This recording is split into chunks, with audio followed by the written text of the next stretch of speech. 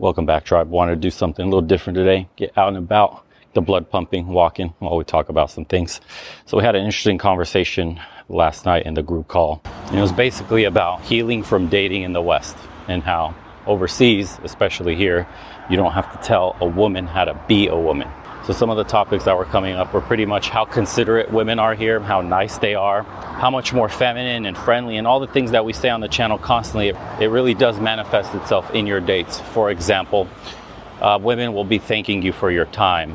Women will be absolutely grateful that you decided to take any time out of your day to go see them on a date. They take themselves very seriously. They will dress absolutely to the nines. They want to impress you just as much as you want to impress them. It's very much 50-50 in the regards of the effort that's being put in. The combative nature of what can I get out of you, or what do you do for me, or what do you bring to the table.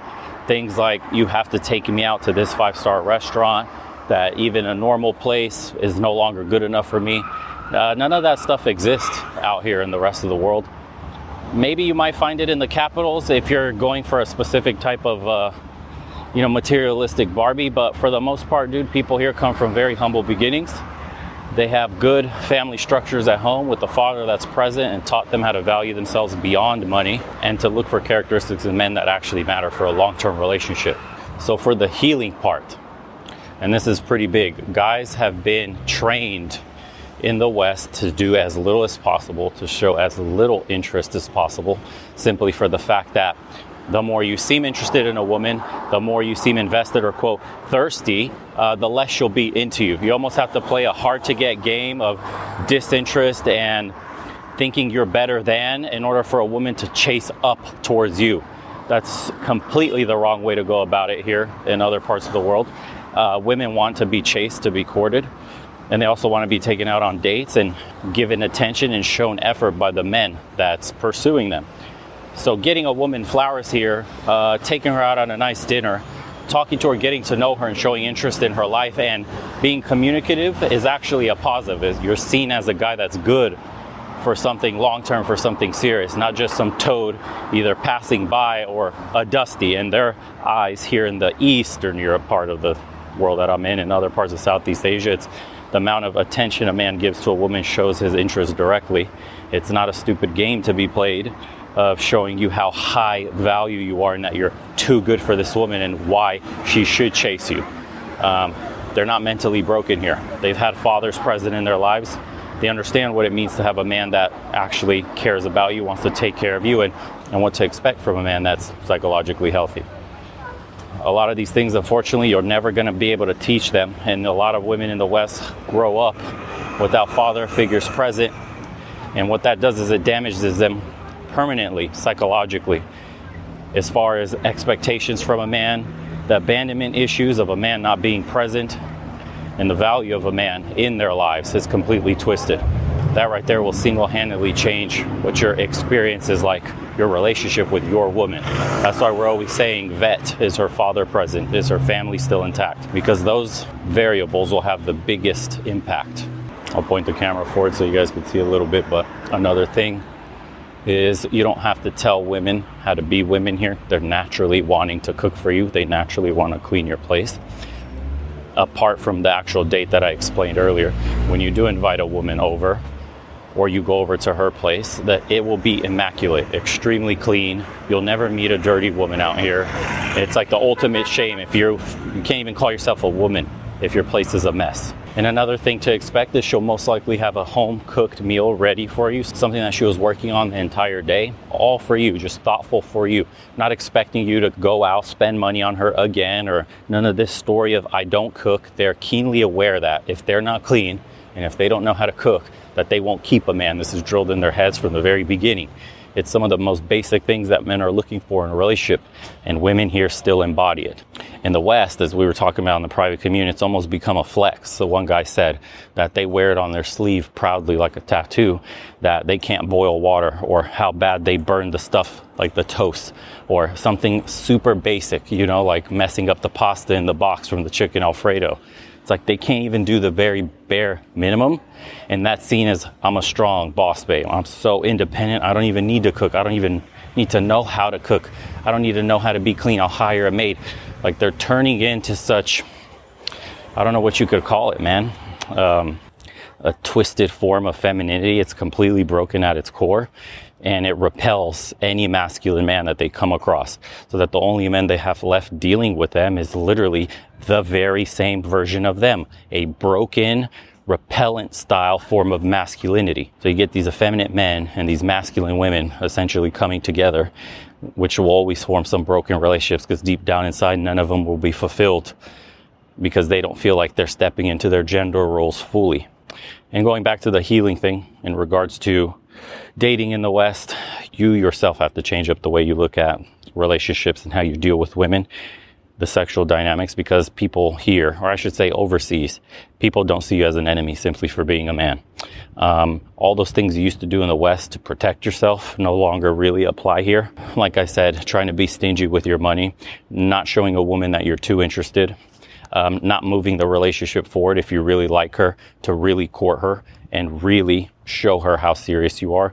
All that stuff is seen as a positive here. It's not seen as you being too thirsty.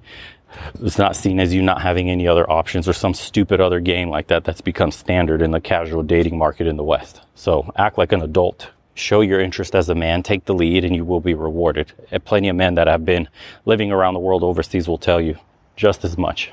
So when you do end up going on a date, assume the woman is interested in you long term. Assume that the reason she's on the date is specifically for something like marriage and children. Don't assume that you're just going on for a casual one-on-one encounter for the night and then you're done and that's it. So when you come to the dinner table or on your coffee date, wherever it is, they don't mind. Coffee's not an issue here. It's actually a great way to know people. But when you go on your coffee date, just simply start asking relationship questions, marriage questions, things that gauge for long term. What are you interested in? How do you see your life being? None of those questions come off as weird.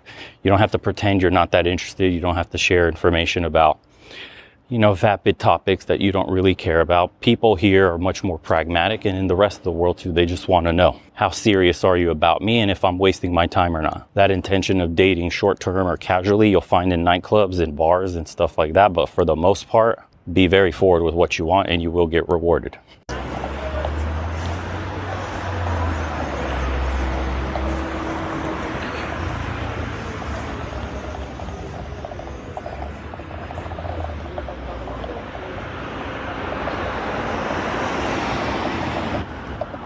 Just got a coffee, as you can see, walking back home. Literally will post this video up as soon as I get back. Just showing you guys a little bit of Bucharest.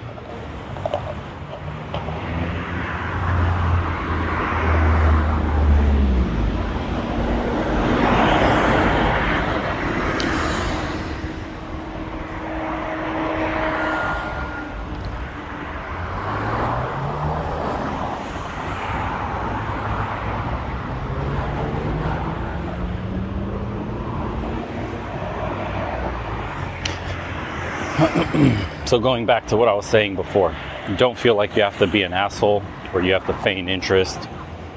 Be direct. I know it's helpful to do that anyways with women in general, but especially overseas, a man that knows what he wants and that's direct is always very much so appreciated by a woman. And here, the difference is they'll show their appreciation 10 times more than you would when you're dealing with a Western woman that's playing a similar kind of game.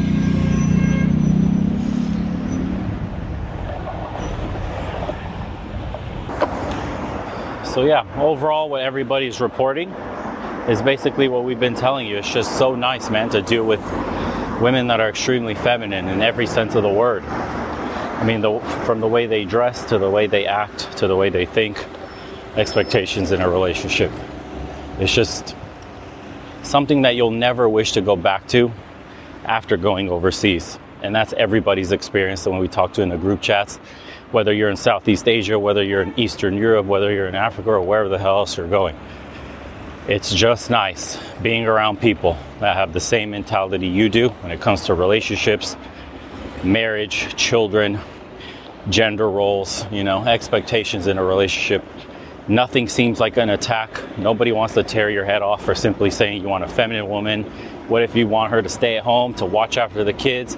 That's not seen as weird, man. Only in America is something like that seen as a negative, as emotional labor to be married or have a man want to take care of you. Over here, it's the standard. Everywhere, actually, in the rest of the world, it's the standard. Saying some shit like that over here, like you want to be a strong, independent boss babe and work and be a cuck for the IRS for the rest of your life, you'll get laughed out. No woman wants to work. The women that work overseas all do so to help support their families, to take care of their parents that are aging. The actual responsibilities to the family. That's why these women are going to school and working, not because they have some like grand feminist utopia dream of like collecting cats and box wine. Like, they just want real relationships.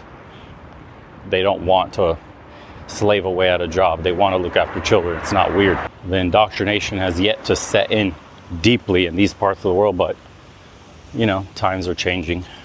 The capitals are getting worse and worse. You are actually running out of time, unless you go to the regional places, and it's still a little better. Clearly not as bad as the capitals, but even then, so the humble life overseas and the massive difference in wages keeps people grounded. That's the truth. Another thing is just economically speaking, to go out on a date is just extremely cheap. Sorry, like you can spend $200 on a day in America to go to somewhere decent with a decent steak. Over here, you can spend $80 for 2 steaks, you and your girl, plus a salad, plus appetizer, plus drinks, plus all that stuff, and it's $80, and it's a nice place with a beautiful terrace, lake view, extremely clean, 5-star like service, fine dining experience, all that stuff.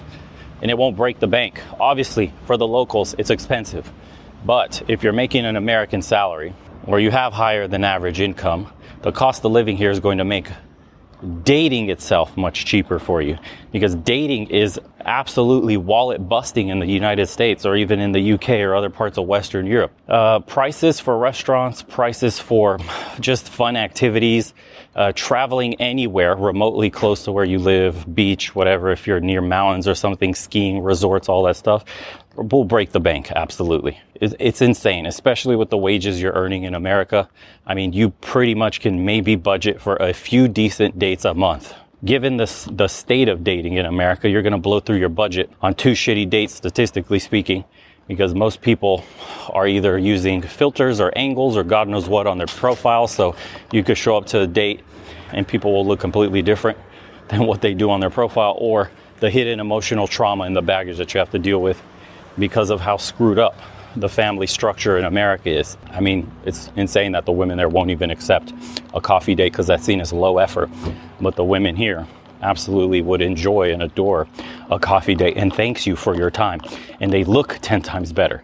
That's what's crazy. That's not like 400-pound willies telling you like we don't do coffee dates. All the women here are tall, beautiful, perfect skin, friendly, super fit. Literally, their bodies, they look like athletes, some of them. They take care of themselves. They know how to cook. They know how to clean. The competition, dude, like women in the West can't compete on a global market. Anybody that's been to Eastern Europe or the Balkans or Southeast Asia, they'll tell you the same thing. Just the women are a full package is how you describe it. They have everything and the demands are reasonable. But, you know, don't believe me. You come out here and see for yourself. I'm basically back at my apartment. Show you guys what it looks like. This is a private street. No cars allowed. Beautiful brand new buildings. Yeah, this is raggedy Eastern Europe with no future and poverty and corruption and crime and I guess whatever else they show you on TV. That's another thing that'll shock you. When you actually travel to these places, the stereotypes don't hold up, at least the bad ones.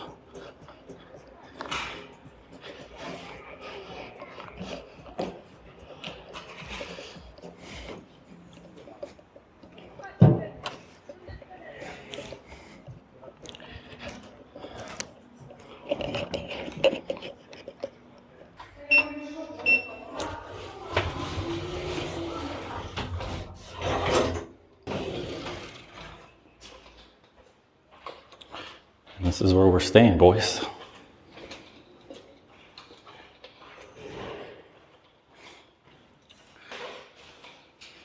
And it only costs $1,000 a month. Just the hallway alone should tell you what the place is like.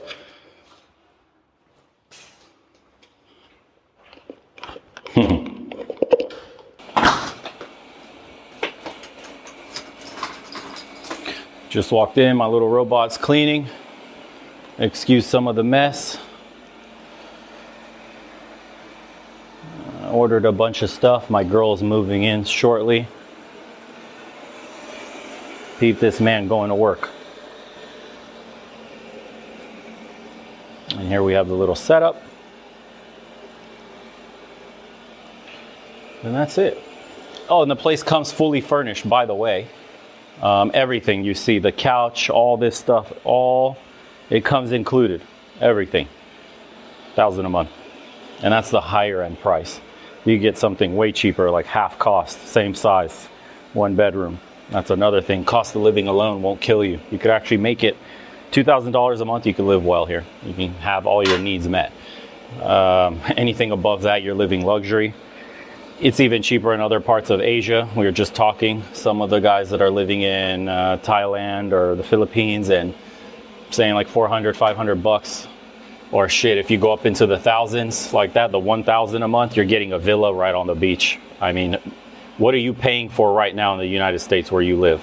Because I can tell you right now, anything under $1,500, you're living rough, my friend. Median rent is $2,000, guys. So something decent in a decent part of town is probably $2,200, because you got to be close to work unless you want to commute 2-3 hours. Nobody's got time for that.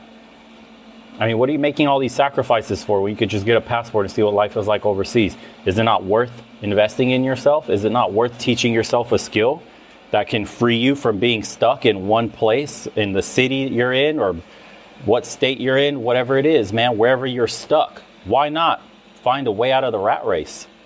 Isn't it worth it? Or are you just going to keep living paycheck to paycheck? You're going to keep making excuses. You're going to keep looking out at the society around you crumbling. The roads are getting worse. Poverty, crime increasing, homelessness all over the place. It's absolutely maddening. They're locking away basic essentials on the aisles now behind like keys that you have to open.